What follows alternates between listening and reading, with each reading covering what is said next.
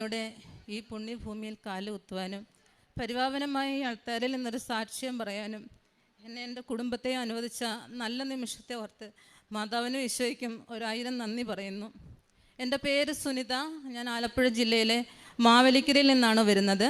ഞാനിവിടെ ഉടമ്പടി എടുത്തത് 2023 മെയ് 19 ഉടമ്പടി എടുക്കുവാനുണ്ടായ സാഹചര്യം, ഇതിൻ്റെ 2 മക്കൾ, ഇത് ഇളയാളാണ് പ്രജ്വലിന് 3 വയസ്സ് മുതൽ ഒരു അസുഖമുണ്ടായിരുന്നു. അതായത് രാവിലെ ഉറക്കമുണർന്ന് എണീറ്റ് വരുവാൻ വൈമുഖ്യം കാണിക്കുകയും പാർഷ്യലി അൺകോൺഷ്യസ് ആയ അവസ്ഥയിൽ കിടക്കുകയും ദേഹം മുഴുവനായിട്ട് നല്ല രീതിയിൽ സ്വെറ്റിംഗ് ആവുകയും രോമങ്ങളൊക്കെ എഴുന്നു നിൽക്കുകയും എല്ലാം ചെയ്യുന്നൊരവസ്ഥ. നമ്മൾ എന്ത് ചോദിച്ചാലും കുഞ്ഞ് മൂളുക മാത്രം ചെയ്യുമായിരുന്നു. അത് മാനസികമായി എന്നെ വല്ലാതെ തളർത്തിയിരുന്നു. ഇത് 3 വയസ്സ് മുതൽ ആരംഭിച്ചതാണ്. 1 മാസം, 1.5 മാസം, 2 മാസം കാലയളവിൽ ഇത് ആവർത്തിച്ചുകൊണ്ടേയിരുന്നു. അങ്ങനെ ഞങ്ങളൊരു പീഡിയാട്രീഷ്യനെ കാണിച്ചു. അദ്ദേഹം പറഞ്ഞ് ഷുഗർ ലെവൽ കുറയുന്നത് മൂലമായിരിക്കാം കുട്ടിക്ക് ഇത് ഉണ്ടായിരിക്കുന്നതെന്ന് കരുതിയിട്ട് എല്ലാ ടെസ്റ്റുകളും ചെയ്തു. നോർമലായിരുന്നു. ഒരു 3 മണിക്കൂർ കഴിഞ്ഞ് കുഞ്ഞ് നോർമൽ ലൈഫിലേക്ക് തിരിച്ചു വരികയും ചെയ്യുമായിരുന്നു. അതുകൊണ്ട് ഡോക്ടർ പറഞ്ഞു നമ്മൾ കൂടുതൽ ഇത് ശ്രദ്ധിക്കേണ്ട ആവശ്യമില്ല, കുഞ്ഞ് ഓക്കെ ആണെന്ന് പറഞ്ഞു. പക്ഷേ വീണ്ടും ഇത് കണ്ടിന്യൂസ് ആയിട്ട് വന്നുകൊണ്ടിരുന്നു. അപ്പോൾ നമ്മൾ വീണ്ടും മാനസികാവസ്ഥ വല്ലാതെയായി. ഒരു സെക്കൻഡ് ഒപ്പീനിയനെ നോക്കി നമ്മൾ വീണ്ടും ഒരു കുറച്ചുകൂടെ ഫേമസ് ആയിട്ടുള്ള ഒരു പീഡിയാട്രീഷ്യനെ കാണിച്ചു. അദ്ദേഹം പറഞ്ഞ് ഇത് തീർച്ചയായിട്ടും നോർമൽ കേസല്ല, ഈ കുട്ടിക്ക് ബ്രെയിനിൽ എന്തോ ഇഷ്യൂസ് ഉണ്ട്, ഇനിയും ഇത് ആവർത്തിക്കുന്നുവെങ്കിൽ നിങ്ങളൊരു പീഡിയാട്രിക് ന്യൂറോനെ കാണിക്കാൻ പറഞ്ഞു. അതിൻ്റെ 2 ദിവസം കഴിഞ്ഞപ്പോൾ തന്നെ കുഞ്ഞിന് ഈ അവസ്ഥ വരികയും ഞങ്ങൾ വളരെ ഫേമസ് ആയിട്ടുള്ള ഒരു പീഡിയാട്രിക് ന്യൂറോ സർജനെ കാണിച്ചു. അദ്ദേഹം പറഞ്ഞ് തീർച്ചയായിട്ടും ഒന്നുകിൽ കുട്ടിക്ക് രാത്രി കാലങ്ങളിൽ ഉണ്ടാകുന്ന ഫിറ്റ്സ്, അല്ലെങ്കിൽ അതിന് മറ്റെന്തെങ്കിലും ബ്രെയിനിൽ ഇഷ്യൂസ് ഉണ്ട്. 2 ദിവസം കഴിഞ്ഞ് നിങ്ങൾ EEG എടുക്കാൻ പറഞ്ഞു. ഈ സമയം ഒരു അമ്മ എന്ന അവസ്ഥയിൽ എനിക്ക് മാനസികമായിട്ട് ഭയങ്കര ബുദ്ധിമുട്ടായി. എൻ്റെ ഫാമിലിയിൽ തന്നെ ഒരു ചേച്ചി ഇവിടെ ഉടമ്പടിയിലായിരിക്കുകയായിരുന്നു. അപ്പോൾ എന്നോട് അറിയിച്ചു, കൃപാസനം എന്നുള്ളൊരു പള്ളി ആലപ്പുഴയിലുണ്ട്, മാതാവിൻ്റെ ഒരു പള്ളിയാണ്, അവിടെ ഉടമ്പടിയുണ്ട്. കൃപാസനം എന്തെന്നോ ഉടമ്പടി എന്തെന്നോ അറിയാത്ത എനിക്ക് ഒന്നും മനസ്സിലായില്ല. പക്ഷേ ഈശോയുമായിട്ട് എനിക്കൊരു പഴയ ബന്ധമുള്ളത് കാരണം വേഗം തന്നെ മാതാവെന്ന് കേട്ടപ്പോൾ ഞാൻ എൻ്റെ യൂട്യൂബ് ചാനൽ ഓൺ ചെയ്തിട്ട് ഇത് അടിച്ചു കൊടുത്തപ്പോൾ തന്നെ എനിക്ക് മാതാവിൻ്റെ ഒരു പരിശുദ്ധാമ്മയുടെ ഒരു ഫോട്ടോയാണ് എൻ്റെ മൊബൈലിൽ കിട്ടിയത്. ആദ്യം തന്നെ ഞാൻ അത് സേവ് ചെയ്തു. പിന്നെ കുറേ സാക്ഷ്യങ്ങൾ കേട്ടു.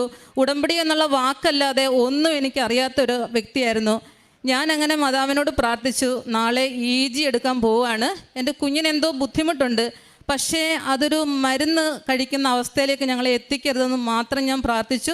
നെക്സ്റ്റ് ഡേയിൽ EEG എടുക്കാൻ പോകുന്ന സമയത്തെല്ലാം മാതാവിൻ്റെ ഈ ഫോട്ടോ കയ്യിൽ മൊബൈലിൽ നോക്കിയിട്ട് ഞാൻ പ്രാർത്ഥിച്ചിട്ടേ ഇരുന്നു.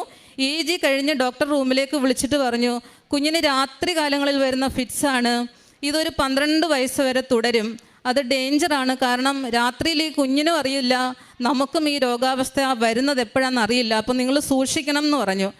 അപ്പോഴും ഞാൻ സാധാരണ എൻ്റെ ഒരു അവസ്ഥയിൽ ഞാൻ തളർന്നു പോകും എന്തെങ്കിലും വയ്യാഴിക ബുദ്ധിമുട്ടുണ്ടാകുമ്പം. പക്ഷേ എനിക്ക് വല്ലാത്തൊരു ധൈര്യം തോന്നി. ഞാൻ അപ്പോഴും ഡോക്ടറിൻ്റെ റൂമിലിരുന്ന് പ്രാർത്ഥിച്ചിട്ടേ ഇരുന്നു.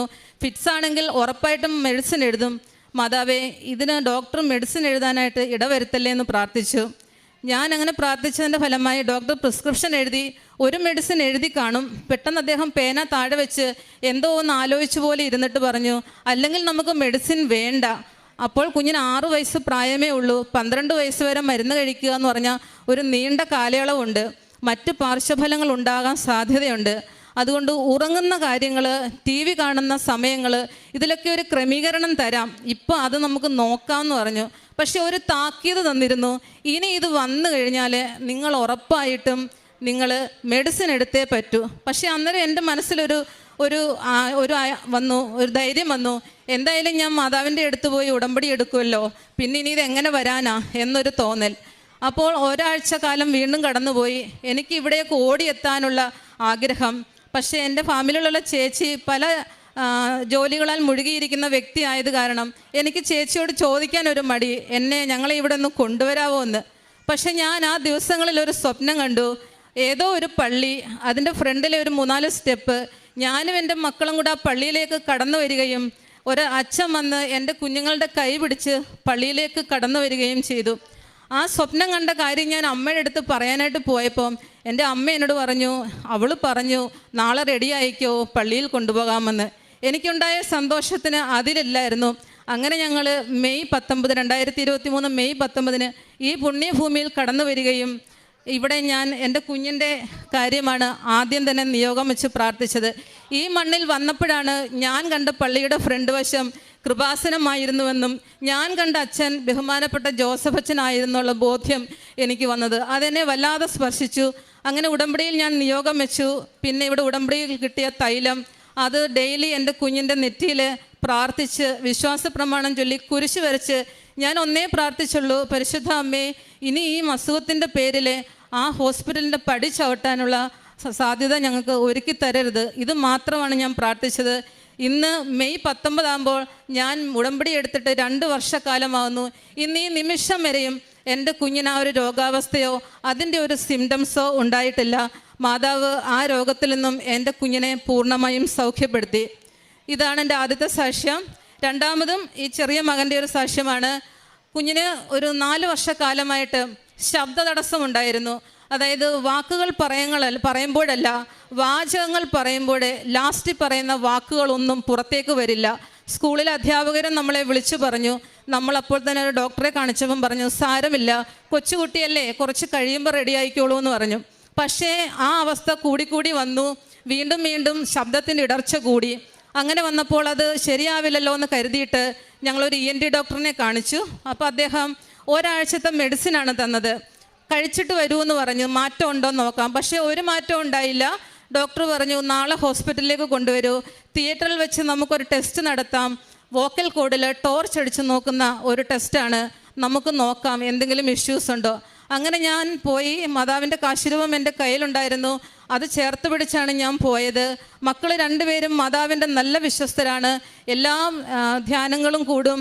ഇവിടുത്തെ പ്രാർത്ഥനകളെല്ലാം 2 പേർക്കും പാഠപുസ്തകങ്ങളെക്കാൾ കൂടുതൽ ബൈഹാർട്ടാണ്. അങ്ങനെ ഞങ്ങൾ ഡോക്ടറിൻ്റെ അകത്തേക്ക് മുറിയിലേക്ക് കയറി, തിയേറ്ററിൽ കയറി.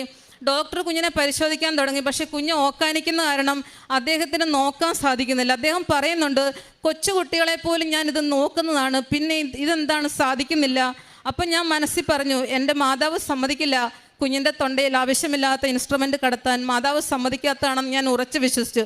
ഒന്നും ചെയ്യാൻ സാധിക്കാതെ ഡോക്ടർ പുഷ്പഗിരി ഹോസ്പിറ്റലിലേക്ക് റെഫർ ചെയ്തു. അവിടെ വോക്കൽ കോഡ് അനസ്തേഷ്യ കൊടുത്തുകൊണ്ട് വോക്കൽ കോഡിൻ്റെ ടെസ്റ്റ് നടത്തി കഴിഞ്ഞാൽ നമുക്ക് മനസ്സിലാക്കാമെന്ന് പറഞ്ഞു. അപ്പോൾ പിന്നെ എൻ്റെ പ്രാർത്ഥന, അപ്പോൾ എനിക്ക് ഉടമ്പടി പുതുക്കേണ്ട സമയമായിരുന്നു. ഞാൻ തീരുമാനിച്ചു, മാതാവിൻ്റെ അടുത്ത് പോയി ഉടമ്പടി പുതുക്കി ഈ നിയോഗം സമർപ്പിച്ചിട്ടേ ഞാൻ ഇനി ഒരു ആശുപത്രിയിലേക്കും പോവുള്ളൂ, പോകേണ്ടി വരില്ല എന്ന് തന്നെ ഞാൻ പൂർണ്ണമായും വിശ്വസിച്ച് ഇവിടെ വന്ന് ഞാൻ ഉടമ്പടി പുതുക്കിയപ്പോൾ ഈ നിയോഗം സമർപ്പിച്ചു. പിന്നീട് ദിവസവും രാവിലെയും വൈകിട്ടും ഞാൻ പ്രാർത്ഥിച്ച് കുഞ്ഞിൻ്റെ തൊണ്ടയിലെ വിശുദ്ധ തൈലം പുരട്ടി ഞാൻ പ്രാർത്ഥിക്കുമായിരുന്നു, പരിശുദ്ധ അമ്മേ, എൻ്റെ കുഞ്ഞിനെ ഒരു ഹോസ്പിറ്റലിലേക്കും കൊണ്ടുപോകാൻ ഇടവരുത്തരുത്, എൻ്റെ കുഞ്ഞിൻ്റെ ശബ്ദം ക്രിസ്റ്റൽ ക്ലിയർ പോലെ തിരിച്ചു തരണമേ എന്ന് പ്രാർത്ഥിച്ചു. അതിൻ്റെ 2 ദിവസം കഴിഞ്ഞപ്പോൾ കുഞ്ഞിന് പെട്ടെന്നൊരു പനിയുണ്ടായി. ആ പനി എന്ന് പറഞ്ഞ ഒരു അസാധാരണ അവസ്ഥയായിരുന്നു. 15 ദിവസത്തോളം കുഞ്ഞ് ഒരേ കിടപ്പായിരുന്നു. ഭക്ഷണം കഴിക്കില്ല, പല്ല് പോലും തേക്കാൻ എണീക്കാൻ വയ്യാത്ത അവസ്ഥ. ഞാൻ ഒരുപാട് സങ്കടപ്പെട്ടു. പ്രാർത്ഥിച്ചു, അമ്മയോട് മുട്ടിപ്പായി പ്രാർത്ഥിച്ചു. അപ്പോൾ അമ്മ എൻ്റെ അടുത്തൊരു കാര്യം പറഞ്ഞു, ഇവന് പനി കഴിഞ്ഞ് എണീക്കുമ്പോൾ ഇവൻ്റെ ശബ്ദം നേരെയാകും, നീ വിഷമിക്കണ്ട, എപ്പോഴും ഞാൻ നിൻ്റെ കൂടെയുണ്ട് എന്ന് എന്നോട് ആരോ പറയുന്ന ഒരു ധൈര്യം എനിക്ക് കിട്ടി. അങ്ങനെ 15 ദിവസം കഴിഞ്ഞ് ഞങ്ങൾ ഈ ശബ്ദത്തിൻ്റെ കാര്യങ്ങൾ മറന്നേ പോയി.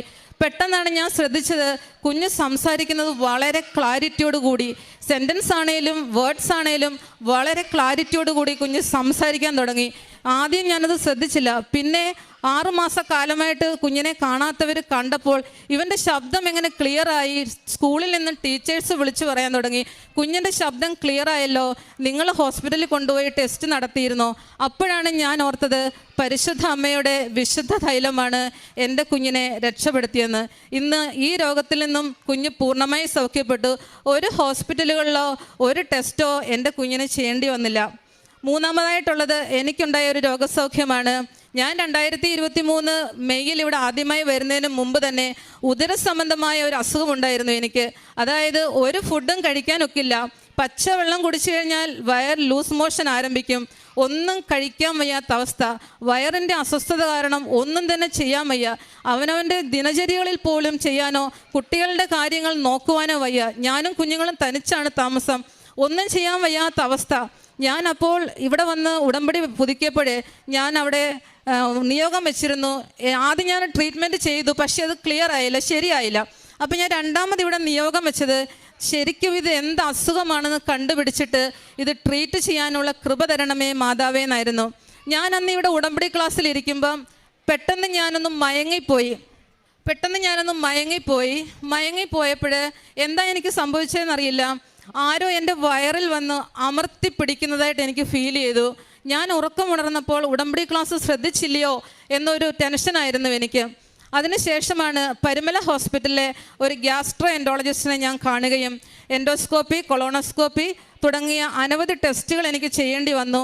ചെയ്തപ്പോഴാണ് എൻ്റെ ചെറുകുടലിലും വൻകുടലിലും വലിയ വലിയ വ്രണങ്ങളാണ്. ആ വ്രണങ്ങൾ കാരണമാണ് ഞാൻ കഴിക്കുന്ന ആഹാര പദാർത്ഥങ്ങൾ ഡൈജഷൻ ആവാതെ പുറത്തേക്ക് പോരുന്നത്. ഇങ്ങനെ മോശം പോയി എൻ്റെ മലദ്വാര ഭാഗമെല്ലാം പൊട്ടിക്കീറി ബ്ലഡ് വരുമായിരുന്നു. അത്രയ്ക്കൊരു ഭയാനകമായ അവസ്ഥയായിരുന്നു. ഞാൻ അതെല്ലാം മാതാവിൻ്റെ ഉടമ്പടി കാശിരവും തൈലവും തേച്ചാണ് ഞാൻ അതിൽ നിന്നൊക്കെ രക്ഷപ്പെട്ടത്. അവസാനം ഞാനത് ട്രീറ്റ്മെൻറ്റ് ചെയ്യുന്നതിനോടൊപ്പം തന്നെ ദിവസവും പരിശുദ്ധ അമ്മയുടെ വിശുദ്ധ തൈലം എൻ്റെ വയറിന്മേൽ കുരിശ് വരച്ച് പ്രാർത്ഥിച്ച് ട്രീറ്റ്മെൻറ്റിനേക്കാൾ ഉപരിയായിട്ട് ആ തൈലത്തിൻ്റെ ഒറ്റ ബലത്തിലാണ് എനിക്കിന്ന് രോഗം ഏകദേശം പൂർണ്ണമായും സൗഖ്യപ്പെട്ടു എന്ന് തന്നെ പറയാം. നാലാമതായിട്ട് എനിക്ക് പറയാനുള്ളത് 20 വർഷക്കാലമായിട്ട് ഞാൻ അനുഭവിച്ചിരുന്ന തലവേദന, അതായത് മൈഗ്രെയിൻ മാത്രമല്ല സൈനസൈറ്റിസ്, 2 അവസ്ഥയും ഒരേപോലെ എന്നെ കടന്നു പിടിച്ച സമയം. ദിവസം മുഴുവനും തലവേദന വന്നു കഴിഞ്ഞാൽ തലയ്ക്ക് പെരുപ്പായിട്ട് ഉടലിന് മേലെ തലയുണ്ടോ എന്ന് പോലും അറിയാൻ വയ്യാത്ത അവസ്ഥ. ഡോക്ടറിൻ്റെ അടുത്ത് ചെല്ലുമ്പോൾ അവർ പറയും ഈ കാലത്ത് ഇതൊന്നും അത്ര വിശ്വസിക്കാൻ പറ്റത്തില്ല, നിങ്ങൾ CT എടുക്കൂ, CT ബ്രെയിൻ എടുക്കൂ. ഈ CT ബ്രെയിൻ എടുക്കുന്നത് ഒരു സ്ഥിരം പതിവായിരുന്നു. നോക്കുമ്പോൾ എനിക്ക് മൈഗ്രെയിന്, അക്യൂട്ട് സൈനസൈറ്റിസ് ഇത് മാത്രമായിരിക്കും റിപ്പോർട്ടിൽ വരുന്നത്. ഞാനിത് ഒരുപാട് കാര്യങ്ങൾ ഉള്ളതുകൊണ്ട് ഞാൻ ശരിക്കും പറഞ്ഞാൽ ഇത് പരിശുദ്ധ അമ്മയുടെ നിയോഗത്തിൽ വെച്ചതല്ല. പക്ഷേ ഇന്ന് ഈ 2 അവസ്ഥയും എന്നിൽ നിന്ന് പൂർണ്ണമായി വിട്ടുമാറി. ഇന്ന് എനിക്ക് അങ്ങനെ ഒരു അവസ്ഥയില്ല. ഈ 4 രോഗസൗഖ്യങ്ങളാണ് ദൈവ അനുഗ്രഹങ്ങളായിട്ട് എനിക്ക് ലഭിച്ചത്. ഇനി എനിക്ക് പറയാനുള്ളത് ഒരു ദൈവാനുഭവത്തെക്കുറിച്ചാണ്. ഞാൻ എൻ്റെ ഗ്രാജുവേഷൻ പോസ്റ്റ് ഗ്രാജുവേഷൻ ചെയ്യുന്ന സമയത്ത് എനിക്ക് ഒരുപാട് ഫ്രണ്ട്സ് ഉണ്ടായിരുന്നു. അവരെല്ലാം ക്രിസ്ത്യൻസ് ആയിരുന്നു. അപ്പം ഞാനൊരു ഹിന്ദുവാണ്, ഹിന്ദു ഫാമിലിയിൽ നിന്ന് വന്ന ആളാണ്. അപ്പം ഞാൻ ഇവരുടെ കൂടെയൊക്കെ ചർച്ചിൽ പോകും. അപ്പോൾ എനിക്ക് ഈശോയെ കാണുമ്പോൾ വല്ലാത്തൊരു ഇഷ്ടം തോന്നിയിരുന്നു. മാതാവിനെ കാണുമ്പോൾ ഒരു ഇഷ്ടം തോന്നിയിരുന്നു. അപ്പോൾ എൻ്റെ സുഹൃത്തുക്കളിൽ ആരാന്ന് എനിക്ക് ഓർമ്മയില്ല, ആരോ എനിക്കൊരു ബൈബിൾ തന്നിട്ട് എൻ്റെ അടുത്ത് പറഞ്ഞ് സ്വർഗസ്ഥനായ പിതാവേ ദിവസവും പ്രാർത്ഥിച്ചിട്ട് കിടന്നുറങ്ങിയാൽ മതി, ഒരുപാട് അനുഗ്രഹങ്ങൾ കിട്ടുമെന്ന് പറഞ്ഞു. എനിക്ക് ബൈബിളിനെ കുറിച്ച് ആധികാരികമായിട്ട് ഒന്നും അറിയാത്തൊരു പ്രായം. ഞാൻ വെറുതെ എന്ന പോലെ സ്വർഗസ്ഥനായ പിതാവ് ചൊല്ലി പ്രാർത്ഥിച്ചിട്ട് കിടന്നു. കുറച്ച് കാലം അങ്ങനെ പോയി. പിന്നെ എൻ്റെ വിവാഹം കഴിഞ്ഞു, കുട്ടികളായി, ഒരുപാട് പ്രശ്നങ്ങൾ ജീവിതത്തിലെ, കുടുംബ പ്രാരാബ്ദങ്ങൾ എല്ലാം കാരണം ഞാൻ സംഭവം കയ്യിൽ നിന്ന് വിട്ടുപോയി. ഇതിനിടയ്ക്ക് ഞാൻ പുറത്ത് ജോലി ചെയ്തു, ഞാൻ വാടകയ്ക്ക് താമസിച്ചിട്ടുണ്ട്, സ്വന്തമായ ഒരു ഭവനം പണിത് അവിടേക്ക് താമസിച്ചു. പക്ഷേ ഈ കാലഘട്ടത്തിലൊന്നും ഈ ബൈബിൾ എന്നെ വിട്ടുപോയില്ലായിരുന്നു. ഞാനത് കൂടെ കൊണ്ട് നടക്കും, എന്തിനെന്നോ ഏതിനെന്നോ ഒന്നും എനിക്കറിയില്ല. പക്ഷേ എങ്കിലും ആ ബൈബിൾ ഇത്രയും വർഷക്കാലം ഞാൻ കൂടെ കൊണ്ട് നടന്നിരുന്നു. അങ്ങനെ ഇരിക്കുമ്പോൾ ഞാനൊരു സ്വപ്നം കണ്ടു. അന്തരീക്ഷത്തിൽ ഇങ്ങനെ സൂര്യ തേജസ്സോടെ നിൽക്കുന്ന ഈശോൻ്റെ ഒരു രൂപം. അത് കണ്ടപ്പോൾ ഞാൻ ഞെട്ടി ഉണർന്നു. അപ്പം പിന്നെ ഞാൻ ആലോചിച്ചു, എന്താണ് ഇങ്ങനെ ഈശോയെ സ്വപ്നം കണ്ടത്? സ്വർഗസ്ഥനായ പിതാവ് ചൊല്ലിയതിൻ്റെ ആവാം എന്ന് ഞാൻ കരുതി. ആ സംഭവം ഞാൻ വീണ്ടും വിട്ടു. പക്ഷേ എൻ്റെ ജീവിതത്തിൽ ഒരുപാട് സങ്കടങ്ങൾ, എൻ്റെ അമ്മ മരിച്ചിരുന്നു, അങ്ങനെ ഒരുപാട് സങ്കട അവസ്ഥയിൽ കൂടി കടന്നുപോയൊരു വ്യക്തിയാണ് ഞാൻ. ഈ സമയത്തെല്ലാം ഞാൻ ഈ സ്വപ്നം കണ്ട ഈശോയുടെ രൂപം എൻ്റെ അരികത്തേക്ക് വരുന്നതായി ഞാൻ പല സമയത്തും തിരിച്ചറിഞ്ഞിട്ടുണ്ട്. ഞാനപ്പോൾ സ്വയം എന്നോട് ചോദിച്ചൊരു ചോദ്യമുണ്ട്, ഈ ദൈവത്തിന് ഇത്രയും ശക്തിയുണ്ടോ? എന്താണ് എത്രയോ വർഷങ്ങൾക്ക് മുമ്പ് ഞാൻ കണ്ട ആ ഒരു സ്വപ്നം, ആ ഒരു ഈശോയുടെ രൂപം എൻ്റെ അടുത്തേക്ക് കടന്നു വരുന്നതെന്ന് ഞാൻ പലപ്പോഴും ചോദിച്ചിട്ടുണ്ട്. ഈ കാലയളവിലാണ് എൻ്റെ കുഞ്ഞിന് ഈ രോഗാവസ്ഥ വരുന്നതും ഇവിടേക്ക് കടന്നു വരുന്നതും. ഇപ്പോൾ എനിക്ക് ഇവിടെ നിന്ന് പറയാൻ പറ്റും, എൻ്റെ ഈശോയാണ് പരിശുദ്ധ അമ്മയുടെ കൈകളിൽ എന്നെ ഏൽപ്പിച്ചു കൊടുത്തത്. എന്തിനെന്ന് വെച്ചാൽ ഈശോയെ പറ്റി കൂടുതൽ അറിയുവാനും ഈശോയുമായി സ്നേഹത്തിലാകുവാനും വേണ്ടി എന്ന് തന്നെ എനിക്ക് പറയാൻ പറ്റും. ഇതിനിടയിൽ ഞാൻ ഒരു ദിവസം മക്കൾ സ്കൂളിൽ പോയി കഴിഞ്ഞ് കുറച്ച് സമയം ഫ്രീ ഉണ്ടായിരുന്നു. അപ്പോൾ കിട്ടുന്ന സമയങ്ങളൊക്കെ ഞാൻ ബൈബിള് ആധികാരികമായിട്ട് എവിടെ നിന്ന് വായിക്കണം, എനിക്ക് ഇഷ്ടമുള്ളൊരു ഭാഗം എടുക്കും, ഞാൻ വായിച്ചു തുടങ്ങും. പക്ഷേ എനിക്കെന്തോ ഒരു ഇഷ്ടം തോന്നി വായിക്കാൻ. വചനങ്ങൾ വായിക്കുന്നതൊക്കെ മനസ്സിലാകുന്നുണ്ടെന്ന് എനിക്കൊരു ബോധ്യം വന്നപ്പോൾ ബൈബിള് വായിക്കാൻ ഒരു ഇഷ്ടം തോന്നി. അപ്പോൾ എനിക്കെന്തോ ഒരു 10-11 മണിയായി കാണും രാവിലെ. ഞാൻ കുളിച്ച് ഫ്രഷായി വന്നു.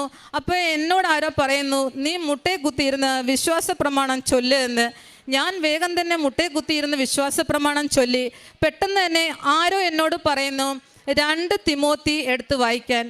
ദൈവമേ, ഞാൻ ഒരിക്കൽ പോലും ഈ ബൈബിളിൽ 2 തിമോത്തി എന്ന ഭാഗം കണ്ടിട്ടേയില്ല. അപ്പം ഞാൻ വിചാരിച്ചു ഇതെനിക്ക് തോന്നിയതായിരിക്കാം. വീണ്ടും ഞാൻ എൻ്റെ ജോലികളിൽ മുഴുകിയിട്ടേ ഇരുന്നു. പക്ഷേ എന്നെ ജോലികളൊന്നും ചെയ്യാൻ സമ്മതിക്കുന്നില്ല. വീണ്ടും വീണ്ടും എന്നോട് ആരോ പറയുകയാണ്, എനിക്ക് നന്നായിട്ട് കേൾക്കാം എന്നോട് പറയുന്നത് 2 തിമോത്തി വായിക്കൂ എന്ന്. ഞാൻ വേഗം വെപ്രാളം കാരണം ബൈബിൾ എടുത്ത് തിരിച്ചും മറിച്ചും നോക്കി. 2 തിമോത്തി കാണുന്നില്ല. കാരണം ഞാനൊരു ഹിന്ദുവാണ്, എനിക്ക് ബൈബിൾ ആധികാരികമായിട്ട് അറിയാത്തതുകൊണ്ട് 2 തിമോത്തി എവിടെയാണെന്ന് പോലും എനിക്കറിയില്ല. ഞാൻ പെട്ടെന്ന് വിശ്വാസ പ്രമാണം ചൊല്ലിയിട്ട് പറഞ്ഞു, ഈശോയെ, എനിക്ക് തന്ന വചനമാണെങ്കിൽ ഈ വിശ്വാസ പ്രമാണം ചൊല്ലിക്കഴിയുമ്പോൾ എനിക്കിത് ഞാൻ ഓപ്പൺ ചെയ്യുന്ന ഭാഗം 2 തിമോത്തി ആയിരിക്കണേ. ഞാനങ്ങനെ വിശ്വാസ പ്രമാണം ചൊല്ലി ഞാൻ തുറന്നു നോക്കിയതും 2 തിമോത്തിയാണ് എനിക്ക് കാണാൻ സാധിച്ചത്. അതിലൂടെ ഈശോ എന്നോട് ഒരുപാട് വചനങ്ങൾ സംസാരിച്ചു. ക്രിസ്തു യേശുവിൽ നീ വിശ്വാസം പുലർത്തുക. പിന്നെ അതിൽ പ്രധാനമായിട്ട് 2 തിമോത്തിയിലെ 11-ാമത്തെ വചനമുണ്ട്, നിങ്ങൾ അവിശ്വസ്തരായിരുന്നാലും ഞാൻ വിശ്വസ്തനായിരിക്കുമെന്ന്. അതാണ് എൻ്റെ ഇത്രയും നാളത്തെ ചോദ്യങ്ങൾക്കുള്ള മറുപടിയായി ഈശോ എന്നോട് സംസാരിച്ചത്. അതിനുശേഷം ഞാൻ ഇവിടെ ഉടമ്പടി പുതുക്കുമ്പോഴേ ഭൗതികമായ ഒരുപാട് കാര്യങ്ങൾ എനിക്ക് സാധിച്ചു കിട്ടാനുണ്ടെങ്കിൽ പോലും ഞാൻ ഇതൊന്നും അങ്ങനെ ഉടമ്പടിയിൽ വെക്കാറില്ല. ഞാൻ എപ്പോഴും വെക്കുന്നത് ഈശോയുമായിട്ട് എനിക്ക് സ്നേഹത്തിലാവണം, പരിശുദ്ധ അമ്മയുടെ സാക്ഷിയായി ഈ അൾത്താരയിലൊന്ന് നിൽക്കണം എന്നായിരുന്നു. കാരണം ഈ പുണ്യഭൂമിയിൽ കാലുകുത്തിയതിന് ശേഷം എൻ്റെ ഏറ്റവും വലിയൊരു ആഗ്രഹമായിരുന്നു ഈ അൾത്താരയിൽ നിന്നൊരു സാക്ഷ്യം പറയുക എന്നുള്ളത്. അതാണ് എൻ്റെ ഒരു സ്വപ്ന സാക്ഷാത്കാരമാണ് ഇന്ന് പരിശുദ്ധ അമ്മയും ഈശോയും ചേർന്ന് എനിക്കിവിടെ സാധിച്ചു തന്നത്. പിന്നീട് ഞാൻ അങ്ങനെ കടന്നുപോയി, കുറേ നാൾ കടന്നുപോയി, ഞാൻ പ്രാർത്ഥിക്കുമായിരുന്നു. പക്ഷേ എനിക്ക് എപ്പോഴും ഒരു ആഗ്രഹമായിരുന്നു ഈശോയോട് വീണ്ടും എനിക്ക് ആ സ്വപ്നത്തിൽ ഒന്നുകൂടെ ഒന്ന് കണ്ടാലോ എന്നൊരാഗ്രഹം. അങ്ങനെ ഈ ഏപ്രിൽ 1-ാം തീയതി എനിക്ക് കുറച്ച് മാനസിക വിഷമങ്ങളുണ്ട്. ഞാൻ എന്നും ബൈബിൾ വായിച്ചിട്ടാണ് കിടന്നുറങ്ങാറ്. അപ്പോൾ അന്ന് എനിക്ക് എൻ്റെ മാനസിക വിഷമം കാരണം ബൈബിൾ വായിക്കാൻ തോന്നിയില്ല. പക്ഷെ കിടന്നപ്പോൾ ഒരു സങ്കടം, ബൈബിൾ വായിച്ചില്ലല്ലോ. വേഗം ഞാൻ മൊബൈൽ ഓൺ ചെയ്തിട്ട് ബൈബിൾ കോട്ട്സ് എടുത്തിട്ട് കുറേ വചനങ്ങൾ വായിച്ചിട്ട് കിടന്നു. ഒരു ഉറക്കം കഴിഞ്ഞപ്പോഴത്തേക്കും എന്നോട് ആരോ സംസാരിക്കുന്ന പോലെ തോന്നി, എന്താണ് നീ ബൈബിൾ വായിക്കാഞ്ഞത്? ഞാൻ പറഞ്ഞു, മനസ്സിനൊരു സമാധാനമില്ല, വല്ലാത്തൊരവസ്ഥ എന്ന് പറഞ്ഞു. അപ്പോൾ എൻ്റെ അടുത്ത് പറഞ്ഞത്, നീ തോബിത്ത് വായിക്കാൻ പറഞ്ഞു. അങ്ങനെ ഞാൻ തോബിത്ത് പിറ്റേ ദിവസം എടുത്ത് വായിച്ചപ്പോഴാണ് കുറേ കാര്യങ്ങൾ എനിക്കതിനകത്ത് മനസ്സിലാക്കാൻ കഴിഞ്ഞു. അതിനുശേഷം നെക്സ്റ്റ് ഡേയിൽ ഏപ്രിൽ 8-ാം തീയതി ജോസഫ് അച്ഛൻ്റെ ധ്യാനമായിരുന്നു. അന്ന് രാവിലെ പരിശുദ്ധമ്മ എന്നോട് പറഞ്ഞു, ഇന്ന് നിനക്കുള്ള ധ്യാനമാണ്, നീ വേഗം തന്നെ ധ്യാനത്തിൽ പങ്കെടുക്കണം. അന്ന് ആ ധ്യാനത്തിൽ മുഴുവനും ജോസഫ് അച്ഛൻ പ്രതിപാദിച്ചത് തോബിത്ത് എന്ന ഭാഗമായിരുന്നു ബൈബിളിൻ്റെ. അങ്ങനെ ഒരുപാട് അനുഭവങ്ങൾ പരിശുദ്ധ അമ്മയും ഈശോയും എനിക്ക് ചേർന്ന് തന്നിട്ടുണ്ട്. ഇത്രയേറെ ദൈവാനുഗ്രഹങ്ങളും അതിലുപരിയായി ദൈവ അനുഭവങ്ങളും തന്ന പരിശുദ്ധ അമ്മയ്ക്കും ഈശോയ്ക്കും 1000 നന്ദി പറഞ്ഞുകൊണ്ട് കാരുണ്യ പ്രവൃത്തികളായിട്ട് ഞാൻ ചെയ്യുന്നത്, മെൻ്റലി പ്രോബ്ലം ഉള്ള ആൾക്കാരെ താമസിച്ചിരിക്കുന്ന ഒരു അനാഥാലയമുണ്ട്. അവിടെ ഞാനും എൻ്റെ മക്കളും ചേർന്ന് പോവുകയും അവരെ നേരിൽ കാണുകയും സംസാരിക്കുകയും എന്നാൽ കഴിയാവുന്ന സഹായങ്ങൾ അവർക്ക് ചെയ്തു കൊടുക്കുകയും ചെയ്യും. ആരെങ്കിലും എന്തെങ്കിലും ഒരു ആവശ്യത്തിനായിട്ട് എൻ്റെ അടുത്ത് വന്നാൽ അവർ ചോദിക്കുന്ന അത്രയും എനിക്ക് കൊടുക്കാൻ നിവൃത്തിയില്ലെങ്കിൽ പോലും എന്നാൽ കഴിയാവുന്ന സഹായം ഞാൻ ചെയ്തു കൊടുക്കാറുണ്ട്. പ്രേക്ഷിത വേലയായിട്ട് ഞാൻ ചെയ്യുന്നത്, ഇവിടെ നിന്ന് കൊണ്ടുപോകുന്ന പത്രം ഞാൻ നന്നായി പ്രാർത്ഥിച്ചിട്ടാണ് കൊടുക്കാറ്. ഞാൻ പത്രം കൊടുക്കുന്നതിന് മുമ്പ് തന്നെ പത്രം വെച്ചിട്ട് ഇടതും വലതും ചുമന്ന നീലത്തിരിയും പച്ചത്തിരിയും കത്തിച്ച് മാതാവിനെ ഈശോയെ സങ്കല്പിച്ചിട്ട് ഞാൻ പറയും, പരിശുദ്ധ അമ്മേ, ഞാൻ ഈശോയെ കൈമാറാൻ പോവുകയാണ്, നീ എൻ്റെ കൂടെ ഉണ്ടായിരിക്കണേ. ഞാൻ ഗവൺമെൻറ് ഹോസ്പിറ്റലുകളിലാണ് പോകുന്നത്. പോയി അവിടെ ഓരോ വാർഡിലും പോയി രോഗികളെ കാണുകയും വിശുദ്ധ തൈലം അവരുടെ നെറ്റിയിൽ കുരിശ് വരച്ച് പ്രാർത്ഥിക്കുകയും പത്രം കൊടുക്കുകയും മാതാവിനെ ഈശോയെയും കുറിച്ച് ആരോടും പറയാൻ എനിക്ക് ഒരു മടിയില്ല. എത്ര സമയം സംസാരിച്ച് നിൽക്കുമെന്ന് എനിക്ക് കൂടി അറിയില്ല.